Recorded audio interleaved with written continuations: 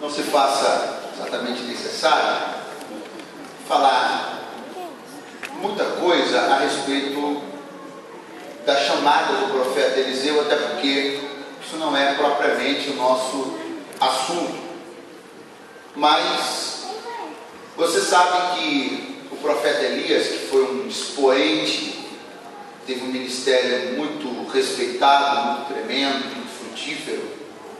O profeta Elias, em um determinado momento, ele foi comunicado pelo Senhor de que ele deveria tomar 3 providências antes de que efetivamente o seu ministério também, a sua vida terrena terminasse. Dentre essas 3 providências estava a unção de um substituto para o ministério como profeta em Israel naqueles dias. E é nesse momento que entra no cenário bíblico a figura de um homem chamado Eliseu. Eliseu pede ao profeta Elias porção dobrada do Espírito que estava sobre ele. Elias, como você sabe, diz a Eliseu que ele pediu uma coisa muito difícil, pediu uma coisa dura. Eliseu vai acompanhar Elias por 3 lugares, na expectativa de que a qualquer momento Elias fosse tomado da terra, porque Elias disse que se Eliseu o visse no momento em que ele fosse tomado da terra, então esta sua petição seria atendida. Nessa expectativa é que Eliseu vai seguir Elias para onde Elias vai. Elias vai ao Jordão, Eliseu vai, Elias vai a Jericó, Eliseu vai, e para onde Elias vai, Eliseu vai também. Até que num determinado momento, os céus sinalizam o momento e a hora da chamada do profeta Elias para a eternidade. E quando isso acontece, como você sabe, há uma manifestação muito forte, uma manifestação como poucas há na Bíblia, no que diz respeito à grandeza, à magnitude da manifestação. É algo tão espetacular que qualquer um de nós, qualquer pessoa que estivesse acostumada com efeitos especiais ou coisas do gênero, teria parado para ver. Porque o que acontece na despedida do profeta Elias é algo que a Bíblia narra como uma carruagem de fogo que vai acompanhando o profeta que sobe envolvido por um redemoinho. Você imagine que cena não foi essa? Eliseu está a observar essa cena, e quando ele percebe o que está acontecendo, o texto diz que ele exclama algo. Ele exclama uma frase no exato momento da despedida do profeta Elias. No momento onde a vida e o ministério terreno de Elias estão terminando, o profeta Eliseu exclama uma frase. Qual é essa frase? Meu pai, carros de Israel e seus cavaleiros. Vamos repetir essa frase no 3. 1, 2, 3. Meu pai, carros de Israel e seus cavaleiros.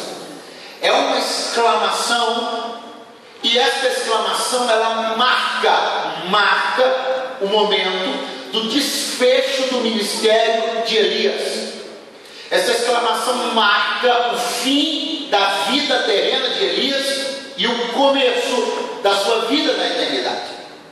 Mas agora o tempo passa, Eliseu está usufruindo de ter recebido aquilo que pediu ao profeta Elias. Ele tem um ministério absolutamente bem sucedido e marcado por muitas manifestações especiais. Muitas coisas grandiosas acontecem através da vida e da unção que repousavam sobre o profeta Eliseu. Mas como todo profeta, como todo servo de Deus, como toda a pessoa comum, Eliseu ficou velho. E você sabe que quando a idade vai se avançando, a incidência de enfermidades e doenças vai aumentando muito.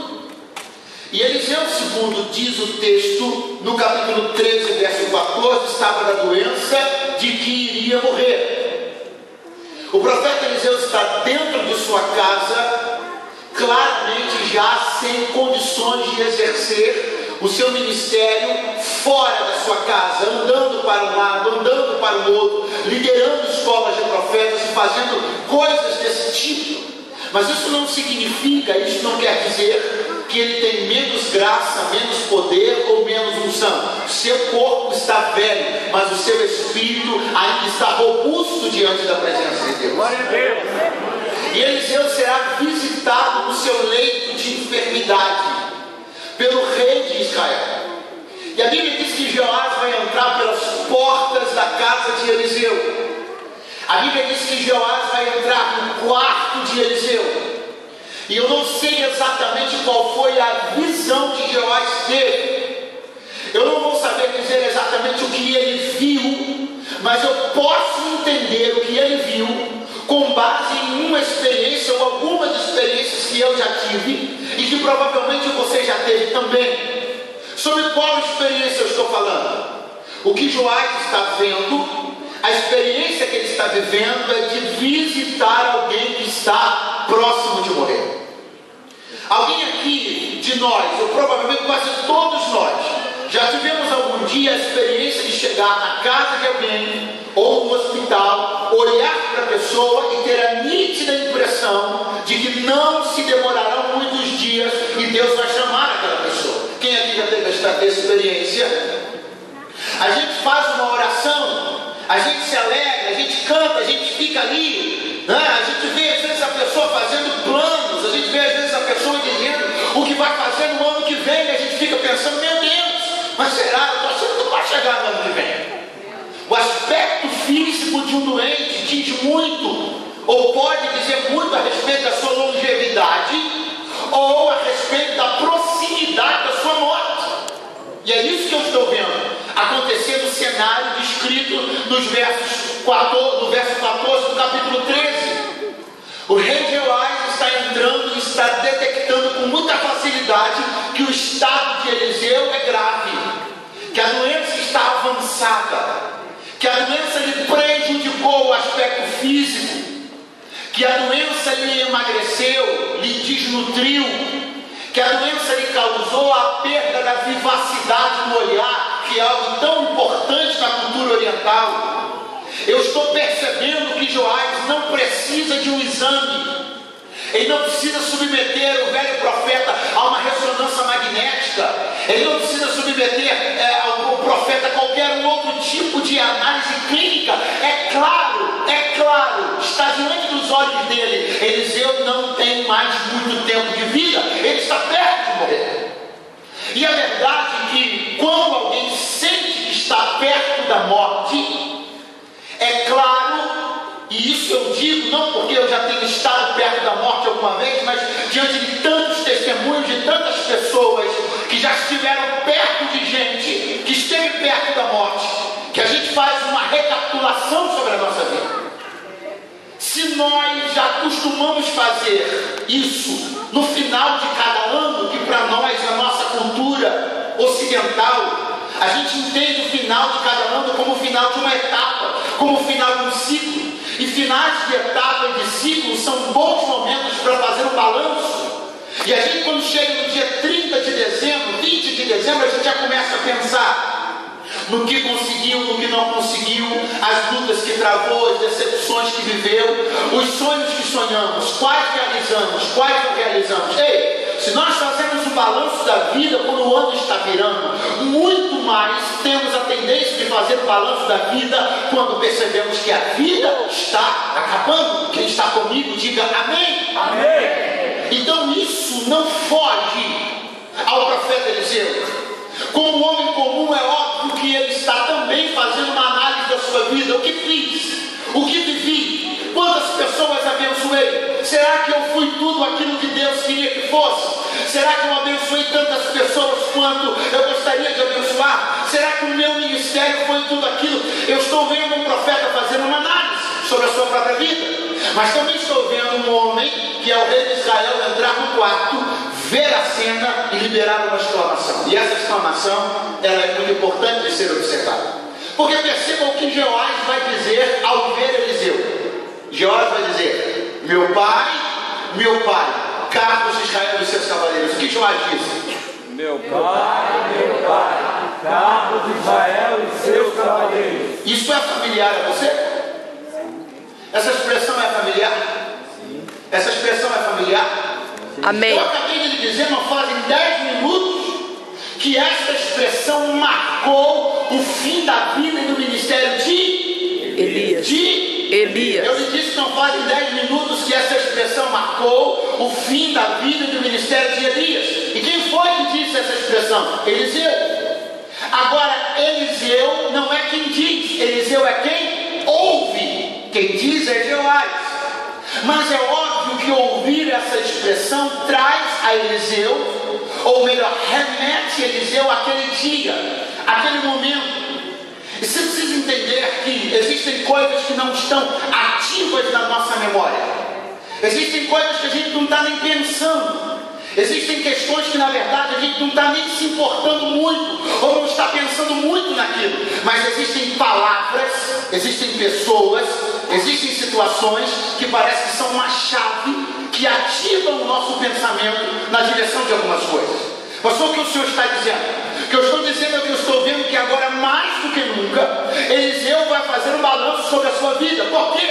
Porque a frase que ele ouve da boca de Joás é a mesma frase que ele disse quando Elias estava indo embora. Então, se essa frase é uma típica frase de despedida, e se Joás está dizendo essa frase, o que Eliseu está entendendo? Está na hora da minha despedida também. E aí, o que eu estou vendo com isso? Eu estou vendo que agora esse homem de Deus provavelmente está se lembrando daquele dia. E lembrar-se daquele dia é ter a lembrança de um dia esplêndido. Lembrar-se daquele dia, e eu estou dizendo do dia da partida de Elias. Lembrar-se desse dia é lembrar-se de um dia de uma manifestação nunca antes vista. Lembrar-se deste dia é lembrar-se do dia em que um homem, eu estou falando de Elias, saiu da cena da vida com a plateia de pé e aplaudindo forte. Lembrar-se desse dia é lembrar-se do dia em que um homem se despediu do seu ministério, colhendo toda a honra e toda a Aleluia! Glória a Deus! Esse dia é lembrar-se de um homem que saiu no auge. Você sabe o que é sair no auge? Elias saiu da terra no ponto mais alto do seu ministério. Elias não deixou a terra frustrada, ele deixou a terra vencedor, ele deixou a terra triunfante, e ele deixou a terra em alto estilo, porque ele deixou a terra dentro de um redemoinho e acompanhado por um carro de fogo. Aleluia! Glória a Jesus! Entender onde eu quero conduzir você pelo Espírito? Quão contrastantes são essas duas cenas. A primeira cena, Elias saindo da vida no ponto auge do seu ministério, gozando de saúde, no meio de um redemoinho e acompanhado por um carro de fogo. E Eliseu, com porção dobrada do Espírito de Elias, não tem carro de fogo, não tem redemoinho, não tem anjo, não tem ninguém perto, não tem glória, não tem aplauso, não tem céu aberto, não tem manifestação, não tem nada disso. E aí, sabe o que parece?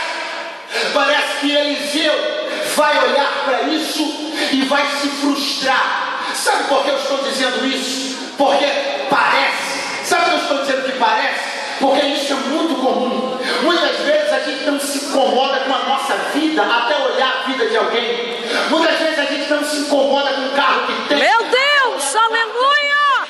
Pastor, pelo amor de Deus. Oh, glória! Gente de carne e osso. Se eu vim falar para uma plateia de anjo, vim para o lugar errado. Alabassuri, cantarabassuri, andalepass. Oh, glória! Gente de carne e osso é assim. Está feliz com a vida até ver a vida do outro. Está feliz com o salário até saber quanto o outro ganha. Aleluia! Até ver a agenda do outro. Oh, glória! Assim. Aleluia! Eliseu, doente, velho, em cima de uma cama e saindo da cena da vida sem o esplendor que saiu Elias. Eu não vejo alguém magoado, eu não vejo alguém frustrado, eu não vejo alguém Glória, glória, glória, glória! os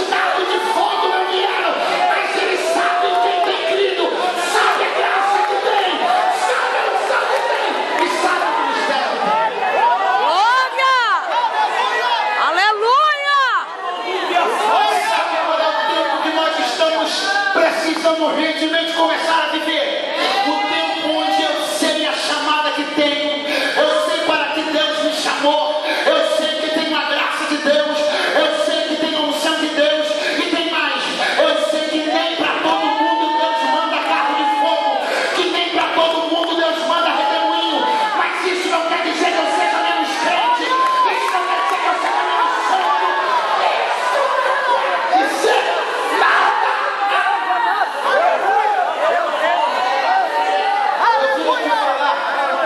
Eu vim aqui falar que uma das setas que estão na aljava do diabo chama-se frustração. Eu vim aqui falar que uma das flechas que estão na aljava do diabo chama-se ciúmes. E deixa eu dizer que tem muita gente que não tem a maturidade espiritual que Eliseu tinha. Eu vim aqui dizer que tem muita gente no leito dizendo: por que é que eu estou aqui? Se o Elias subiu no carro de fogo, tem muita gente dirigindo um carro antigo, dizendo: Deus, por que eu estou aqui? Se o Elias dirige um carro zero, eu vou dizer para você: pare de olhar para o que está na vida de Elias e comece a olhar para aquilo que Deus tem dado a você. Glória a Jesus! Coloque a mão no ombro de quem está do seu lado. Diga comigo: pare de olhar ao redor para o que os outros estão vivendo e você não está vivendo, e comece a olhar para dentro de você, e você descobrirá razões para ser grato a Deus por tudo aquilo que Ele está fazendo na sua vida.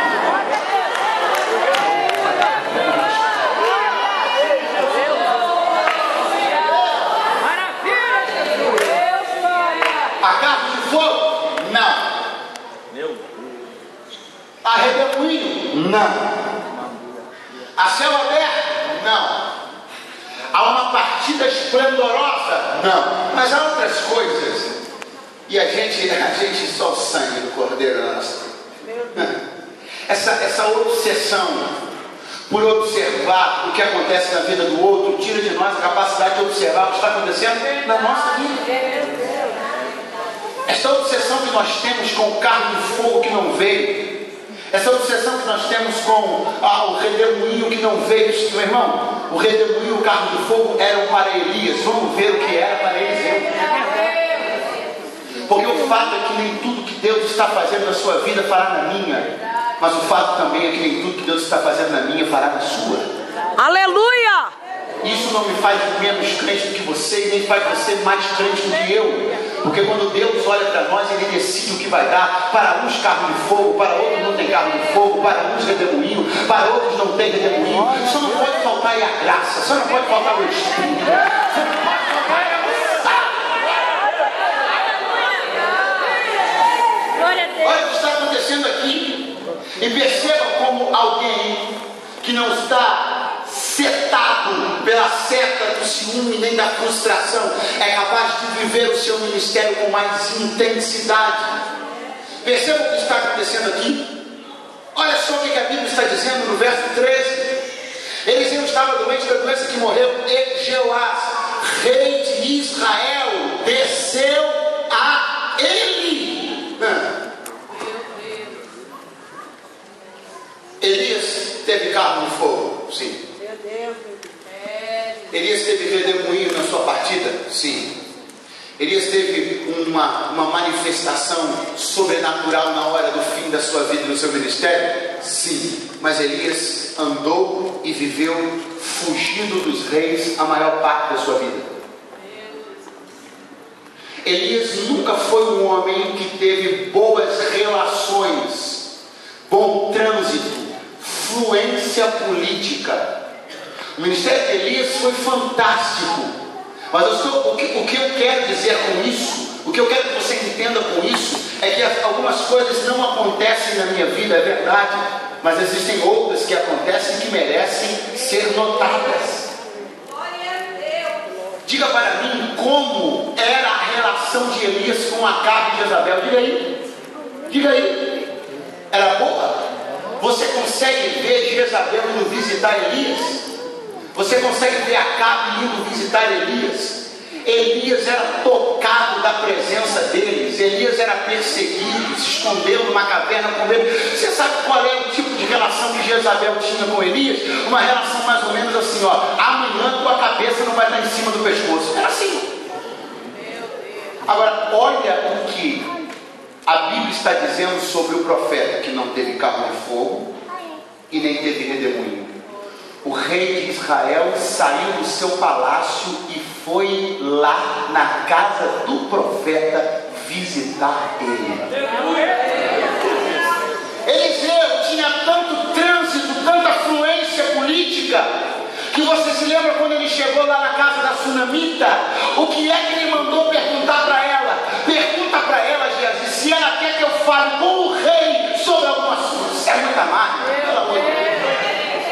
Você está entendendo isso? Não tem carro de fogo e nem tem redemoinho, mas gente lá da nata, gente da alta, desce do trono para ouvir o que Eliseu tem para falar. Eu tenho uma palavra de Deus para lhe entregar, meu filho. Pode ser que você não esteja aonde exatamente você gostaria de estar. Pode ser que você não esteja vivendo exatamente aquilo que você gostaria de viver. Pode ser que você não tenha na sua conta ou na sua garagem exatamente aquilo que você gostaria de ter. Mas uma coisa pode e deve marcar o teu ministério. Sabe qual? Muita gente que tem, que pode, que vai respeitar a unção de Deus que repousa sobre a sua cabeça. Eu não sei aonde você mora, não sei se mora no baixo, não sei se mora no alto, não sei se a casa é boa, não sei se não é tão boa assim, eu não sei quanto você ganha, eu não sei o tipo de cobertura que a sua casa tem, quartos tem, eu não sei se tem suíte. Uma coisa eu sei, sobre a tua vida, para identificar o profeta na favela.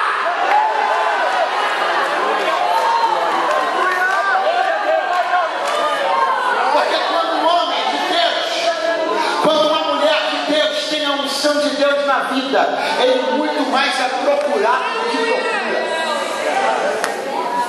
Quando alguém tem a unção de Deus, vou repetir isso aqui, quando alguém tem a unção de Deus na vida, ele é muito mais procurado do que muito mais é procurado do que procura. Pergunta para o vizinho: você está sendo procurado ou está procurando? Sendo procurado. Sabe de uma coisa? Aleluia! Hoje nós estamos lutando, batalhando